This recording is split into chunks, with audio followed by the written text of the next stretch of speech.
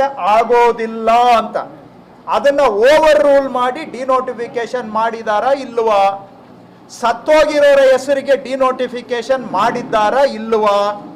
Denotify ಆದಂತ ಜಮೀನಿಗೆ ಕುಮಾರಸ್ವಾಮಿ ಅವರ ಕುಟುಂಬದವರು GPA ಮಾಡ್ಕೊಂಡಿದ್ರಾ ಇಲ್ವಾ? ಡಿನೋಟಿಫಿಕೇಶನ್ ಆದ ಮೇಲೆ ಆ ಜಮೀನು ಕುಮಾರಸ್ವಾಮಿ ಅವರ ಕುಟುಂಬದ ವಶಕ್ಕೆ ಬಂತ ಇಲ್ವಾ? ಇಷ್ಟು ಪ್ರಶ್ನೆಗಳಿಗೆ ಅವರು ಉತ್ತರ ಕೊಡ್ಲಿ. ಅದು ಸಾರ್ವಜನಿಕರ ಹಿತದಲ್ಲಿ ನಾವು ಕೇಳ್ತಾ ಇದ್ದೇವೆ.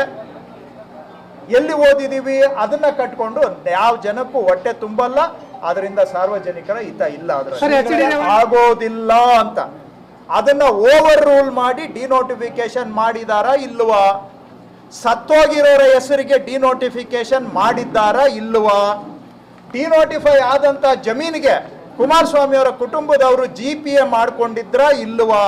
ಡಿನೋಟಿಫಿಕೇಶನ್ ಆದ ಮೇಲೆ ಆ ಜಮೀನು ಕುಮಾರಸ್ವಾಮಿ ಅವರ ಕುಟುಂಬದ ವಶಕ್ಕೆ ಬಂತ ಇಲ್ವಾ?